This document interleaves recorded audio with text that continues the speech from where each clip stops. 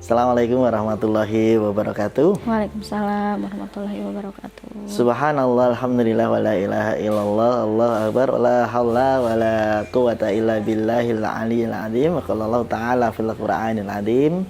Bismillahirrahmanirrahim. Rabbi shrah li sadri wa yassir li amri wa hlul 'uqdatam min lisani yafqahu qawli. Allahumma arhamna bil Qur'an. Bapak, Ibu, Ayah, Bunda, Umi, Abi, Ustadz Sada, rahimakumullah, kembali kita berjumpa di channel YouTube CSIT Layis Jateng. Pada kesempatan malam hari ini kita masih bersama program kita Gerakan Orang Tua Berkisah Indonesia.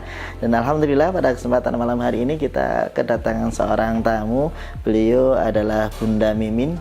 Ya, Bunda Mimin, beliau ini ibu rumah tangga, suka berkisah, bercerita kepada putra-putrinya, dan luar biasa pemirsa, beliau ini putra-putrinya itu 5 begitu ya. Okay. Yang pertama itu sudah lulus SMA, yang kedua kelas 2 SMA. 2 SMA, yang ketiga kelas 2 SMP, yang keempat kelas 6 SD. Kelas 6 SD, yang terakhir kelas 2 SD. Ya, ini kalau mau kenal lebih dekat dengan putra-putrinya nanti lain kali saja.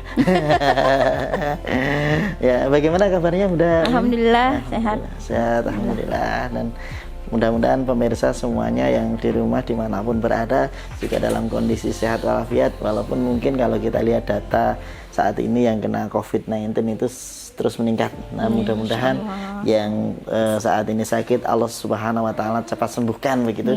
Yang sehat dijaga oleh Allah Subhanahu wa taala untuk selalu beraktivitas. Nah, pada kesempatan malam hari ini kita akan berbincang tentang Gerakan Orang Tua Berkisah Indonesia. Temanya itu adalah kisah Bunda yang dinanti.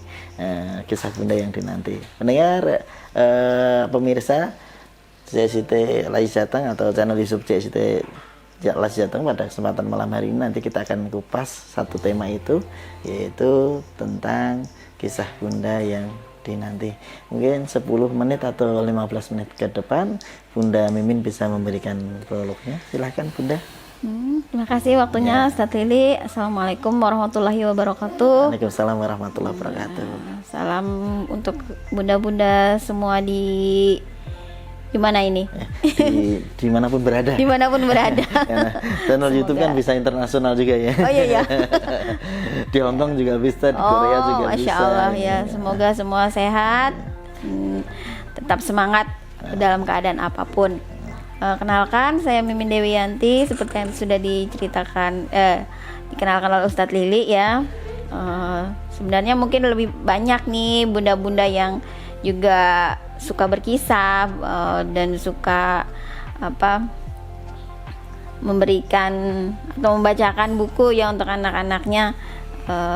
Tapi ya karena di sini saya yang bertemu dengan Ustadz Lili, jadi mungkin saya yang diwawancarain duluan ya. Nanti nunggu giliran bunda-bunda yang lainnya. Oke.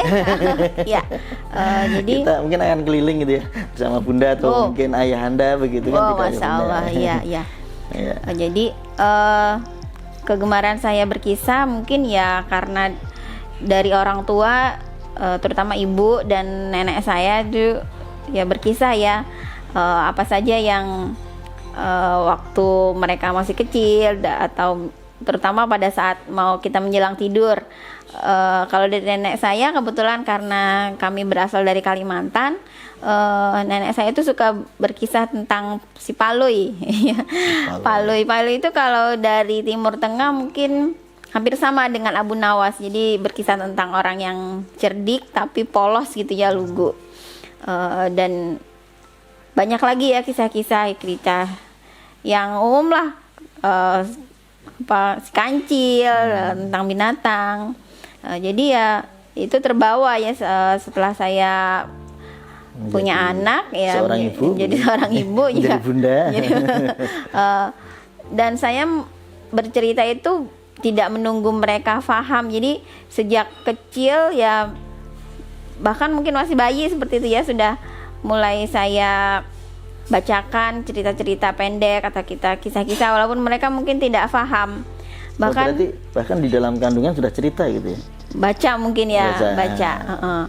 Karena ya baca kisah begitu. Baca kisah, iya. Karena waktu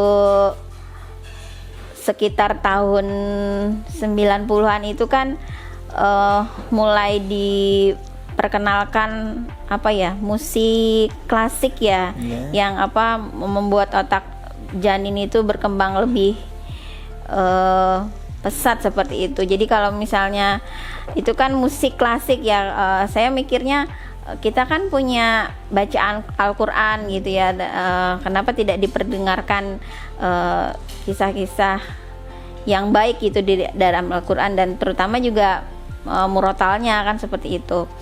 Otomatis dah kalau murotal itu kan berarti dibacakan kisah gitu ya. Kan tapi kan dalam bahasa Arab Al-Quran ya. Dari 2/3 Al-Quran itu mungkin ya semuanya hampir kisah begitu ya isinya ya. Dan kisahnya itu yang tidak lekang oleh waktu kan. Ya, betul. Seperti itu. Mulai dari kisahnya keluarga Imron, kisah Yusuf, kisah para nabi begitu ya. Iya, juga sahabat. Sahabat-sahabat juga ada. Dan selain berkisah juga saya kadang-kadang sedikit mengubah nasyid-nasyid ya. Jadi ini mohon maaf untuk para selingan. Iya, jadi kalau zaman saya dulu akrab dengan Suara Persaudaraan, jadi ada salah satu nasyid yang pergi mengaji itu ya, apa judulnya, intinya tuh kayak gini apa, naik sepeda mini, Nanda pergi mengaji, tong tong tong noleng. Nah itu nandanya itu saya ganti dengan nama anak seperti gitu. itu. Misalkan gimana? Mus'ab, jadi naik sepeda mini, Mus'ab pergi mengaji, disusul sultan.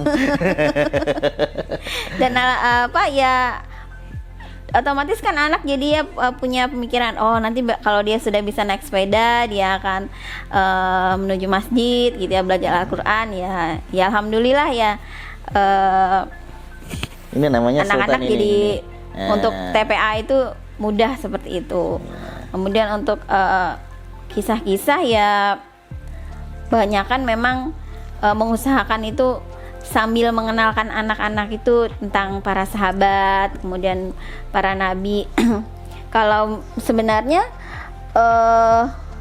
membacakan hanya satu buku aja mungkin mereka bosan ya, jadi diselang-seling gitu. Ada kisah fabel tentang binatang, kemudian dongeng-dongeng, tapi ya tetap dongeng-dongengnya itu saya pilih yang tidak ada unsur-unsur mistis, tahayul seperti itu. Tidak menuju ke syirik. Iya. Gitu ya. Dan kalaupun misalnya keceplosan atau mungkin keasikan bercerita gitu ya, kalau tentang tentang binatang gitu kan kadang akhirnya ya saya jelaskan gitu, oh sebenarnya itu harusnya seperti ini, seperti itu. Jadi mereka punya punya istilahnya saringan gitu. Kalau misalnya ada hal yang melenceng sedikit gitu, bisa segera kembali ke jalannya seperti itu. Gitu.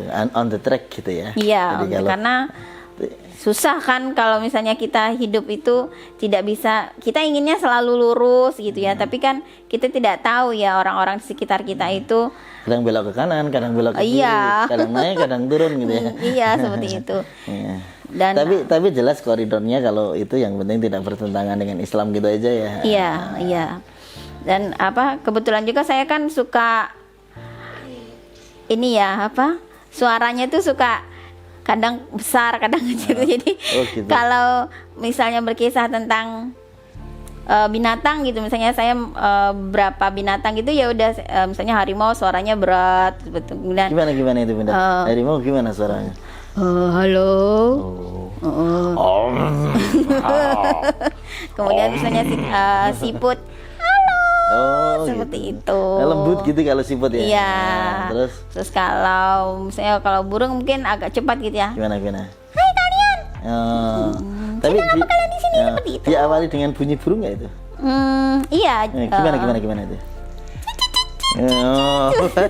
Tikus sama burung gitu ya.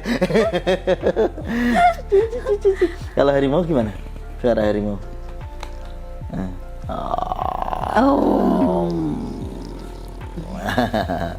Ya, lanjut Bunda. Nggak jadi. Dan dengan berkisah itu otomatis juga membuat saya itu rileks gitu, tenang gitu ya. Dan harapannya ya anak-anak bukan tergantung ya, tapi kebutuhannya dengan orang tua gitu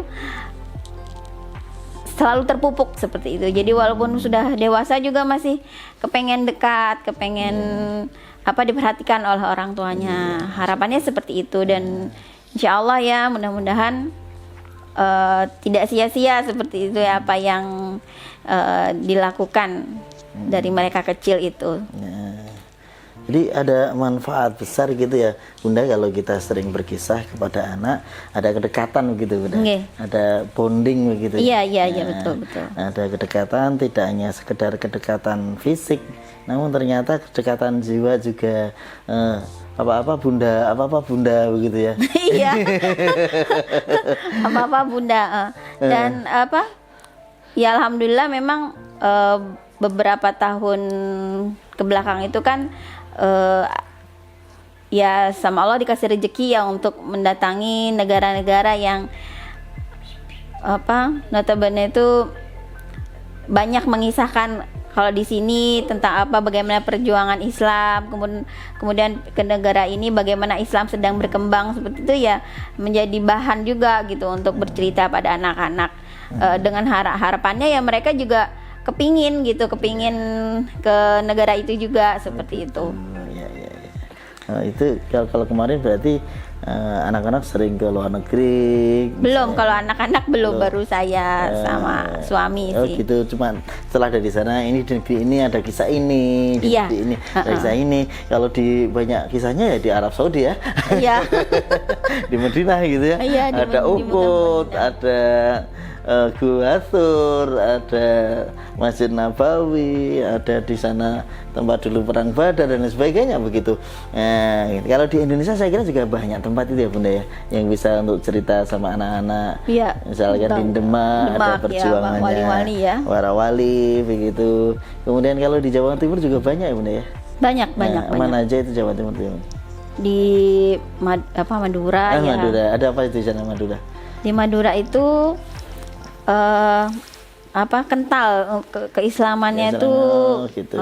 jadi seperti ya paling tidak itu untuk wanita-wanitanya itu berhijab itu kayaknya sudah dari kecil tuh jadi suatu budaya begitu di sana gitu ya. Atau mungkin Jombang Kotra Santri ya. Bahkan kalau di Madura itu orang tuanya itu malah pahamnya itu bahasa Arab. Oh gitu. Nulisnya tuh nulis Arab gitu. Pegon iya. Itu ya, pegon ya. Tulisannya tulisan Arab. Bacanya Indonesia tapi ya. Iya. Nggak bisa bahasa Indonesia tapi tulisan Arabnya bisa gitu ya. Nulis Indonesia, nulis huruf Latin itu susah. Tapi kalau nulis pegon bisa gitu bisa, ya. Iya. Dia pegon bisa. Itu. Arab gundul gitu bisa gitu ya. Nah, ini luar biasa ini di Indonesia. Kita nanti akan lanjutkan para pemirsa di season berikutnya.